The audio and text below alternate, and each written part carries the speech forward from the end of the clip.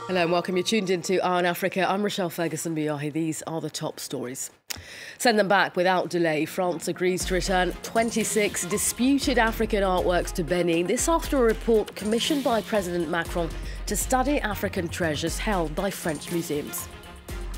In it together, DR Congo's two most prominent opposition parties agreed to join forces for a run at the presidency in elections scheduled for December the 23rd. Our correspondent Thomas Nicolin reports from Kinshasa. Also coming up in the show, we meet Bouyahi, the Franco-Cuban twins who not only sing in Youruba, but also integrate the culture into their music. They've already impressed the likes of Adele and Beyoncé. But first to our top story, the French President Emmanuel Macron has agreed to return 26 disputed African works of art to Benin, quote, without delay. Well, the decision comes after a report commissioned by Macron estimated that up to 90% of African art is outside of the continent. The report's authors, the Senegalese scholar Felwine Sarr and French art historian Bénédicte Savoy, also found that colonial-era African artwork in French museums was most likely acquired without formal consent. Well, Sonia Lawson is director of the Palais de Lomé. Earlier, she told me about the importance of showcasing the artefacts correctly once they're returned. We are living a very exciting time with this debate, but the main topic is the circulation of objects. New roads, we should find new roads of collaboration around these objects and exhibitions. So develop collaboration based on common project, shared project between Europe and Africa to help the objects circulate. So broaden the debate on the theme of circulation between the West and Africa, but also between the African countries. And so that's one of the things I think is that can be very exciting to showcase. I mean, you've also spoken, Ms. Lawson, in the past about possible memory workshops, training for conservation, which are essentially key in preserving these precious artefacts. Yes, because these objects, if you want to preserve them and make them alive, having memory workshops, shared memories, so memory workshops with the stakeholders, the people that used the objects before, it can be something that will make them preserve, because the public, the audience, will be interested in keeping them if they're alive and lively. So having memory workshops, but also training for curators are a means to make sure that the object will be well preserved in the future. In other news on the continent, DR Congo's two most prominent opposition parties have joined forces to run in presidential elections next month. The agreement reached in the Kenyan capital this Friday sees Felix Tshisekedi become presidential candidate with Vital Kamerhe as his running mate. It comes a week after a broader alliance to find a single contender to run against the governing party collapsed. Elections scheduled for December 23rd have been delayed since 2016. France 24's Thomas Nicolin reports from Kinshasa. Peace in Congo. This is what Felix Tshisekedi declared on Friday after Vital Kamerhe announced that he would back him for the presidential election on the 23rd of December. Vital Kamerhe is very popular in eastern Congo, and his support will benefit Felix Tshisekedi, who can already count on his political party, the UDPS, which is the first opposition party in DR Congo. Felix Tshisekedi topped an opinion poll last month with 36%, while Vital Kamerhe was third with 16%. So this will be a powerful alliance. Felix Tshisekedi will face Emmanuel Ramazani Shadary, who is backed by the whole government, and the other opposition leader, Martin Fayulu, who is backed by the very powerful Jean-Pierre Bemba and Moise Katumbi. Felix Tshisekedi will return to Congo on the 27th of November. An internal inquiry at the African Union has revealed widespread sexual harassment of women, particularly interns, volunteers and short-term staffers. The AU launched the investigation earlier this year after receiving dozens of complaints from women staffers. In a statement, the body admitted that incidents of sexual harassment were, quote, prevalent, adding that perpetrators, often senior staff, had exploited employees by promising job security. The AU says it's now planning a comprehensive sexual harassment policy to protect victims.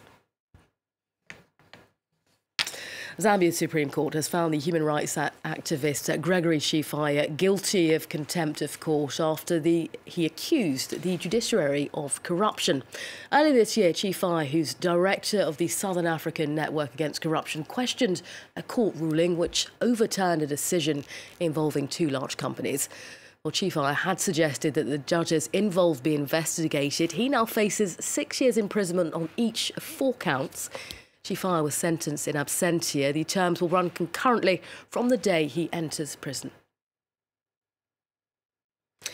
Next, what is hate speech and how exactly do you combat it? That's the very question at the heart of a series of UN workshops in South Sudan, where organisers are warning against the danger of hate speech pervading local communities.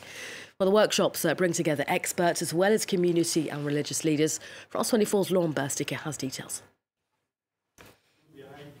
Trying to heal the wounds of civil war, this UN-run refugee camp in South Sudan is holding a series of workshops to reconcile a population scarred by years of ethnically charged conflict.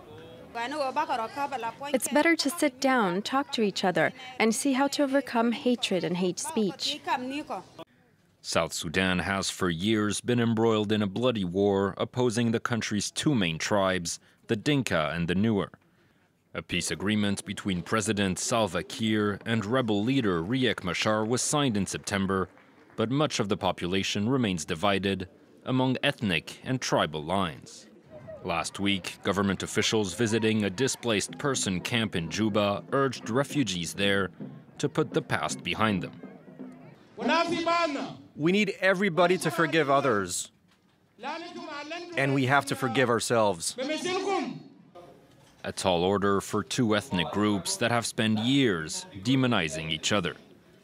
Yet UN officials believe their workshops can help lay the foundations of reconciliation and have identified hate speech as the key enabler of ethnic violence. The starting point in most situations is when people see the other as the offending group and they don't see themselves as part of the challenge. It's totally impossible to eliminate hate speech in any society, but you can mitigate its effects.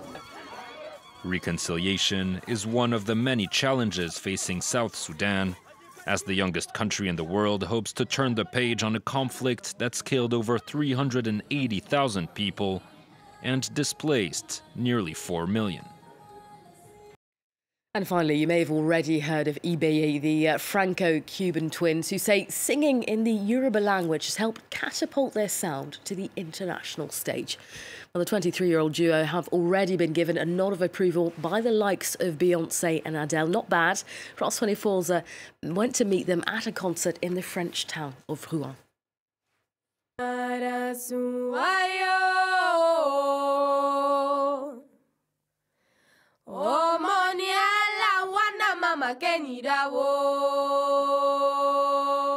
Bouyahi means twins in Yoruba. On stage in the French city of Rouen, the Franco-Cuban duo invoked the healing powers of the Yoruba gods. Their modern sounds slowly turned to traditional chants.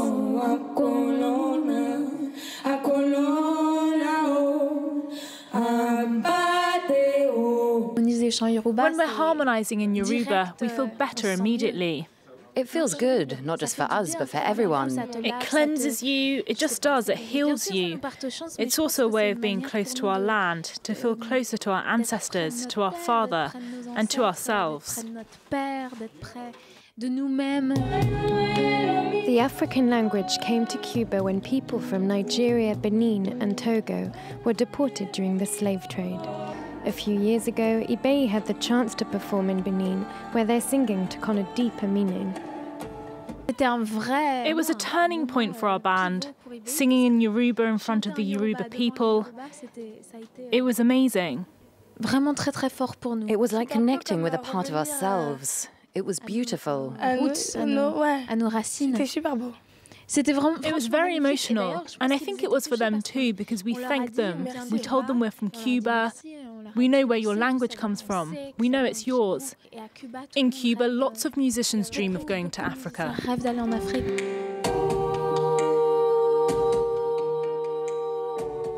Yoruba culture was passed on to the two sisters by their late father, Cuba's Buena Vista Social Club percussionist Anga Diaz.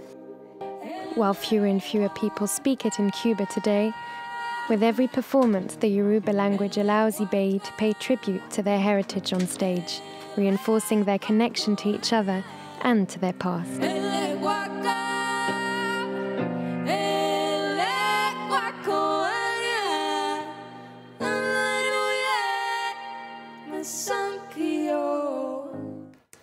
Well, that's it from your Eye on Africa team. Stay with us, though. Coming up next, more international headlines on France 24.